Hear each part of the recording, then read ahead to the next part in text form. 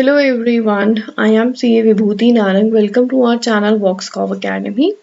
आज की वीडियो में हम income under the head profit and gains from business profession का पार्ट 4 जिसमें एक्सपेंसेस डिसअलाउड का टॉपिक जो है वो डिस्कस करेंगे. इससे पहले के 3 पार्ट्स में एक्सपेंसेस अलाउड के ऊपर इन डिटेल डिस्कशन किया था एज वेल एज सेक्शन 28 जिसमें इनकम के बारे में कौन कौन सी चीजें आएंगी और कौन सी नहीं वो डिटेल में डिस्कस किया था. अब सबसे पहले अगर कंटेंट की बात करी जाए तो मैंने अब तक एक्सपेंसेस डिसअलाउड पर आज की वीडियो में कवर कर रही हूँ. मीनिंग और एक्सपेंसेस अलाउड ऑलरेडी कवर किया है. रेस्ट जो टॉपिक्स हैं वो पार्ट 5, 6 और 7 में कवर हो जाएंगे. सबसे पहले एक्सपेंसेस डिसअलाउड सीखने से पहले डिसअलाउंस है क्या या क्यों हम किसी चीज को डिसअलाउ करते हैं.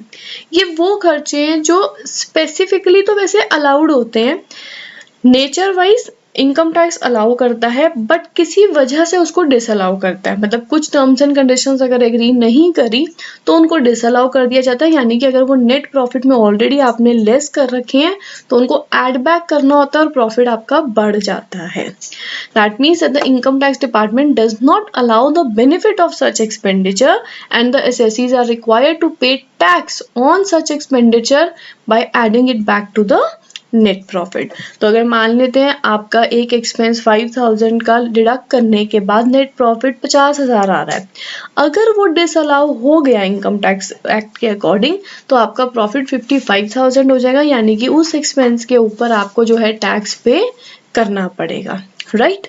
अब कितने टाइप के हैं और किस किस तरीके की डिसअलाउंसेस एक्ट में गिवन है वो हम डिस्कस करेंगे. सबसे पहले जो पहला सेक्शन है जिसके ऊपर 2 से 3 रेलेवेंट सेक्शंस बनते हैं उसके ऊपर मैं थोड़ा सा बेस डेवलप करना चाहती हूँ. आप एक बात सोचो, एक डिडक्टर है, एक कंपनी है वॉक्सकॉफ प्राइवेट लिमिटेड और एक डिडक्टी है सीए विभूति. अब विभूति ने सर्विस प्रोवाइड करी है वॉक्सकॉफ प्राइवेट लिमिटेड को. ठीक है, वॉक्सकॉफ प्राइवेट लिमिटेड को एक सर्विसेज दी हैं. सर्विसेज की जो वैल्यू है वो 30,000 से ज्यादा है 194 जे के अकॉर्डिंग. एक्चुअली ये जो सेक्शन है वो ये है कि अगर कोई भी सम रेजिडेंट को पेबल होता है जिसपे टीडीएस आइडली डिडक्टेबल होता है और अगर डिडक्ट नहीं किया गया तो क्या कॉन्सिक्वेंसेस होते हैं. इस केस में होता क्या है, जब सर्विस प्रोवाइड करी डिडक्टी ने डिडक्टर को, राइट, तो पेमेंट डिडक्टर करता है आफ्टर डिडक्टिंग टीडीएस. यानी कि जो भी स्पेसिफिक रेट होता है उतना डिडक्ट करने के बाद डिडक्टी के बैंक अकाउंट में पेमेंट ट्रांसफर की जाती है. अब दोनों क्या बनाते हैं, अपना प्रॉफिट एंड लॉस अकाउंट. जो डिडक्टर है उसके लिए एक खर्चा है, राइट. लेट सपोज मेरे एग्जांपल में 1 लाख रुपए. जो डिडक्टी है उसके लिए इनकम है, उसकी राइट साइड पे आएगा प्रॉफिट एंड लॉस में क्योंकि वो उसकी इनकम जनरेट हो रही है. अगर तो टीडीएस हुआ है डिडक्ट तो एक्सपेंस तो नॉर्मली लिखा जा रहा है और इनकम भी रिकॉग्नाइज हो गई. क्यों? क्योंकि उसके 26 AS फॉर्म में ये चीज रिफ्लेक्ट करेगी कि टीडीएस डिडक्ट हुआ है यानी कि उसके बैंक में ये इनकम आई है. लेट सपोज जो डिडक्टर है वो किसी भी वजह से टीडीएस को डिडक्ट नहीं करता या भूल जाता है या डिडक्ट कर देता है पर जमा नहीं करता. इस केस में थोड़े बहुत चांसेस हैं कि जो डिडक्टी है वो उसको इनकम ही रिकॉग्नाइज ना करें क्योंकि डिडक्ट हुआ ही नहीं टीडीएस. एक्चुअली टीडीएस का कंसेप्ट टैक्स इवेजन रोकने के लिए लाया गया था. बट अगर डिडक्टर किसी भी वजह से भूल जाए डिडक्ट करना या डिडक्ट तो कर दे टाइमली पर डिपॉजिट करना, इंटरेस्ट लेट फीस तो लगती ही है, इंटरेस्ट के कॉन्सिक्वेंसेस टीडीएस के अलग, बट उसने क्या किया, डिडक्ट भी नहीं किया और एक्सपेंस बुक कर लिया. तो डिडक्टर को थोड़ा सा ये बताने के लिए कि डिडक्ट नहीं किया तो आपको आपका एक्सपेंस भी नहीं मिलेगा. तो गवर्नमेंट ने एक सेक्शन निकाला, सेक्शन है 40AIA.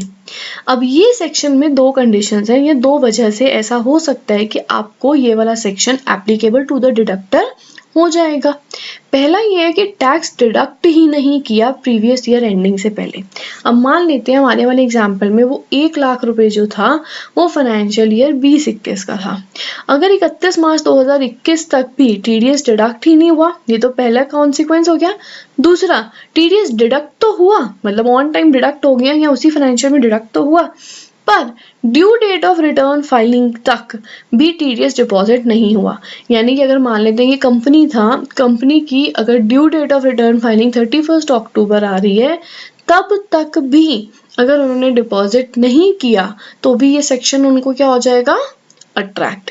कॉन्सिक्वेंसेस क्या है, कॉन्सिक्वेंसेस ये रहेंगे कि अगर 1 लाख का खर्चा है तो उसका 30% जो एक्सपेंस है वो डिसअलाउ कर दिया जाएगा, यानी कि 30,000 जो है उसकी इनकम में ऐड बैक कर दिया जाएगा। पर सब्सिक्वेंट डिडक्शन भी है। लेट सपोज उसने नेक्स्ट फाइनेंशियल ईयर में या किसी भी फाइनेंशियल ईयर में वो अमाउंट पे कर दिया, तो जिस फाइनेंशियल ईयर में या सब्सिक्वेंट फाइनेंशियल ईयर में प्रीवियस ईयर में वो अमाउंट डिडक्ट होगी और डिपॉजिट होगी, तो उसको नेक्स्ट ईयर में उसका जो रेलेवेंट पार्ट जो डिसअलाउ हुआ, जो 30% डिसअलाउ हुआ, वो उस साल उसको एक्सपेंस ट्रीट करने के लिए परमिशन मिल जाएगी, राइट। तो या तो वो टैक्स जो डिडक्ट हुआ सब्सिक्वेंट प्रीवियस ईयर में मिल जाए, या जो डिडक्ट हुआ था पिछले साल में पर पे हुआ ड्यू डेट के बाद, after the return filing due date के बाद जब हुआ, तो उसको अगले साल में डिडक्शन जो है वो एप्लीकेबल हो जाएगी, राइट। तो ये था रेजिडेंट के ऊपर। अब इससे ही मिलते जुलते दो सेक्शंस हैं। एक सेक्शन है 40A1, वो है any sum payable other than salary outside India और to a non resident. Same section है, बट जब आप नॉन रेजिडेंट को कोई भी अमाउंट, चाहे रॉयल्टी, इंटरेस्ट या कोई भी ऐसी चीज पे कर रहे हो और टीडीएस डिडक्ट नहीं कर रहे हो, तो उस केस में सेम चीजें, प्रीवियस ईयर में डिडक्ट नहीं किया या डिडक्ट किया बट रिटर्न फाइलिंग की डेट तक आपने उसको डिपॉजिट नहीं किया, यहाँ पे जो डिसअलाउंस है वो ध्यान से देखना 100% है। तो रेजिडेंट के केस में अगर गलती हो जाती है तो 30% है, बट नॉन रेजिडेंट के केस में 30% नहीं है, वो 100% फ्लैट डिसअलाउंस है। अगेन सब्सिक्वेंट फाइनेंशियल ईयर में आपको उसका डिडक्शन अवेलेबल हो जाएगा अगर आप डिपॉजिट या डिडक्ट कर देते हो तो। नेक्स्ट सेक्शन अगेन वो भी इससे सिमिलर है, 40A3 salary payable outside India और टू अ नॉन रेजिडेंट। उस वाले सेक्शन में सैलरी पेबल कवर्ड नहीं था क्योंकि उसके लिए अलग से एक सेक्शन है। अब अगर आप सैलरी पे कर रही हैं आउटसाइड इंडिया या किसी नॉन रेजिडेंट को, उस केस में कंडीशन ये है कि on which tax has neither been deducted, मतलब ना तो डिडक्ट हुआ और ना ही पे हुआ रिटर्न फाइलिंग डेट तक, तो 100% डिसअलाउंस है। बट सब्सिक्वेंट डिडक्शन इवन एक दिन का भी डिले है तो सब्सिक्वेंटली डिडक्शन आपको अवेलेबल नहीं होगी, इसीलिए इस पे अलग से एक सेक्शन बनाया गया है, राइट।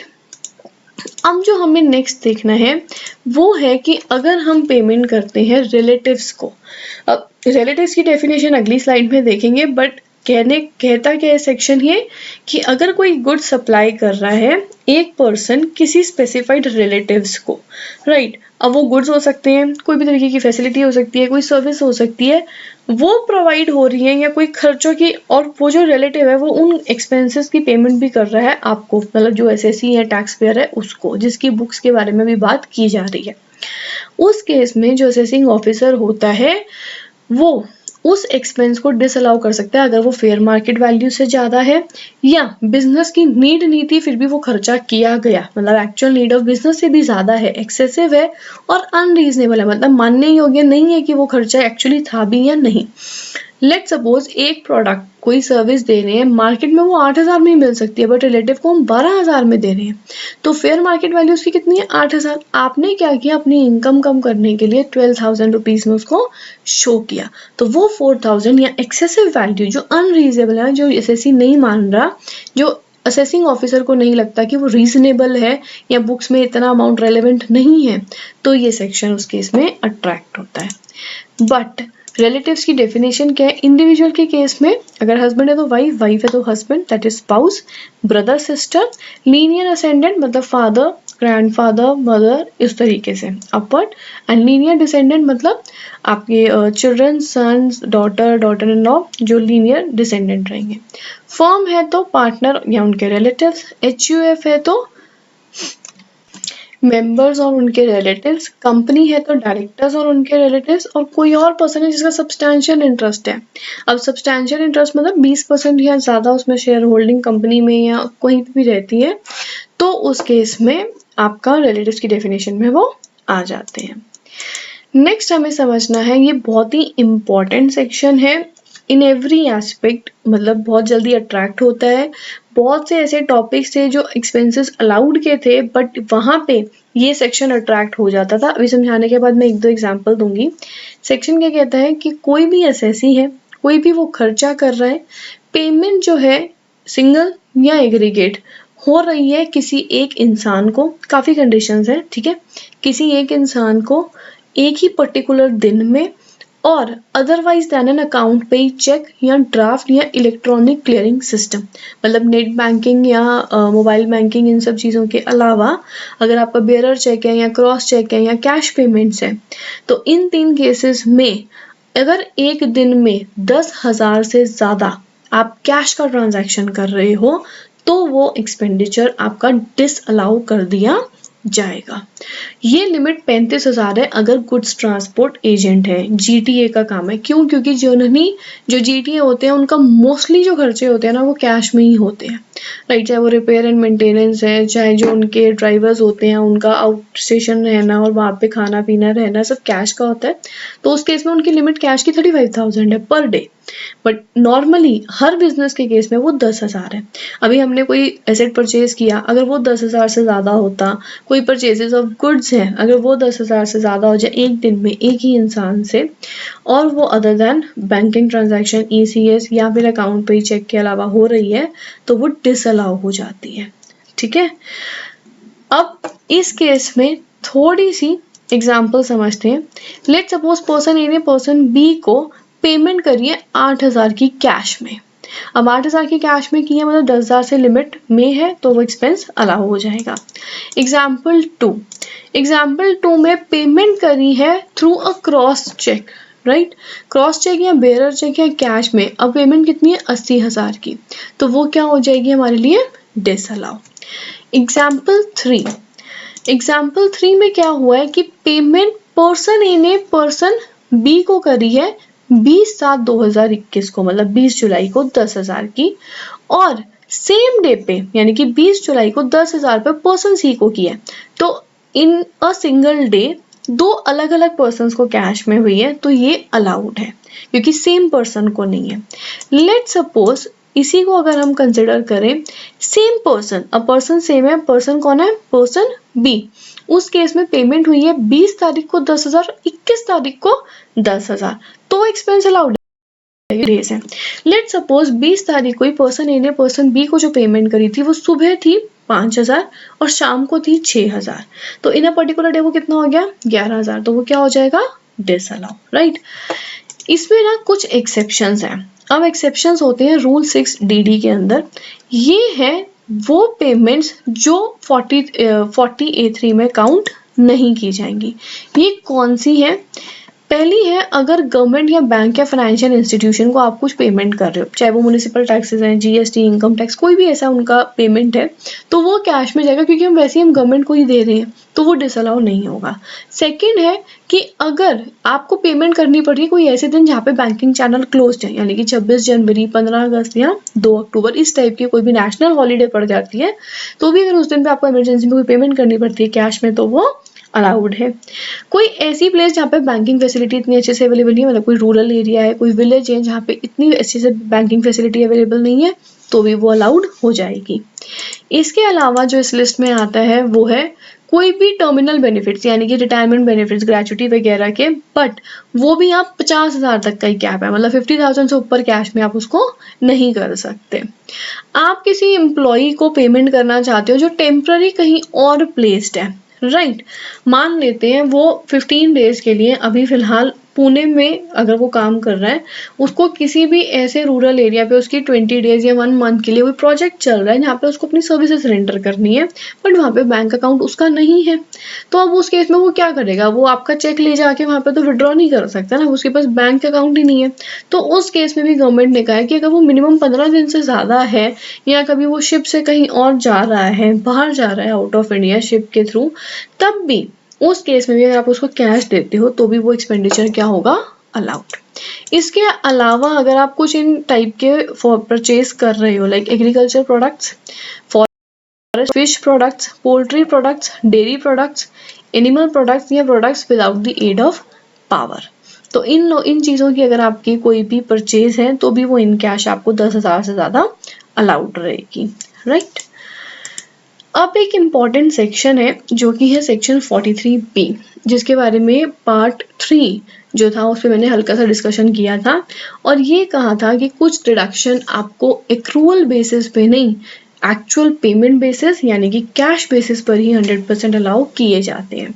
अब इस केस में क्या बोला जाता है, कोई भी सम जो है वो पेबल हो बाय वे ऑफ, मतलब आपको क्या पे करना है, कोई भी tax, duty, cess, fees government की, या फिर कोई बोनस या कमीशन देना है अपने एम्प्लॉइज को, कोई आपने लोन लिया है, बोरिंग ली है, एडवांस लिया है बैंकिंग चैनल से, फाइनेंशियल इंस्टीट्यूशन से या स्टेट इंडस्ट्रियल इन्वेस्टमेंट कॉर्पोरेशन से, उसका इंटरेस्ट ऑन लोन मतलब उसका जो इंटरेस्ट कंपोनेंट है वो आपको पे करना है, या कोई लीव सैलरी है।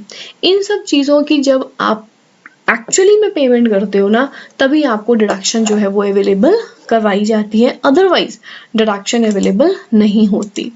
अब इस डिडक्शन के बारे में एक बात बोली जाती है, अगर अभी हमने बहुत बार देखा है, काफ़ी जगह ये बात हुई थी कि अगर रिटर्न फाइलिंग, इनकम की जो रिटर्न फाइलिंग डेट है उस डेट तक अगर आप कर देते हो तो डिडक्शन मिल जाती है। अगर उसके बाद करते हो पेमेंट, एक्चुअल पेमेंट आपकी उसके बाद हो रही है, तो उस केस में आपको नेक्स्ट फाइनेंशियल ईयर में उसका डिडक्शन मिल जाता है, राइट। फॉर एग्जाम्पल, आपका जो फाइनेंशियल ईयर 1 अप्रैल से 31 मार्च है, खर्चा इसी साल का है, पेमेंट आप इस पीरियड की उसकी आईटीआर की ड्यू डेट वहां तक कर सकते हो, तो उस साल यानी कि ये वाला जो फाइनेंशियल ईयर है मान लेते हैं 20-21 है, तो इस साल मिल जाएगी। बट इस ड्यू डेट के बाद अगर आपने पेमेंट करी है तो आपका जो डिडक्शन है वो नेक्स्ट फाइनेंशियल ईयर यानी कि 21-22 में अवेलेबल करवाया जाएगा, राइट। अब एक काफ़ी डिफरेंट सेक्शंस थे, उनको मैंने सिर्फ एक समराइज वे में क्लब किया है। टैक्स पेमेंट का ट्रीटमेंट कैसा रहेगा, क्योंकि जो इनकम टैक्स आप पे करते हो वो डिसअलाउड रहता है, राइट। उसका डिडक्शन मतलब आपको अलाउ नहीं होता है। अब दो टाइप के टैक्सेस हैं, एक डायरेक्ट यानी कि इनकम टैक्स और एक इनडायरेक्ट लाइक जीएसटी। अगर आपने टैक्स पेमेंट करा है इनकम टैक्स का तो आपको डिडक्शन उसका अलाउड नहीं है, बट इनडायरेक्ट टैक्स का अलाउड है। अगर आपको इनकम टैक्स ही अलाउड नहीं है तो उसके लिए अगर आपने लोन लिया और उसका रीपेमेंट कर रहे हो तो वो मिलेगा, वो भी नहीं मिलेगा। बट जीएसटी अगर इनडायरेक्ट टैक्स अलाउड है तो उसका इंटरेस्ट का कंपोनेंट भी और लोन अलाउड रहेगा। अगर लेट पेमेंट ऑफ टैक्स हो रहा है और उस पर लग गया है इंटरेस्ट, गवर्नमेंट की तरफ से इंटरेस्ट लग गया, तो अगर इनकम टैक्स अलाउड नहीं है तो उससे रिलेटेड इंटरेस्ट भी नहीं लगेगा, बट इनडायरेक्ट टैक्स में वो लग जाएगा।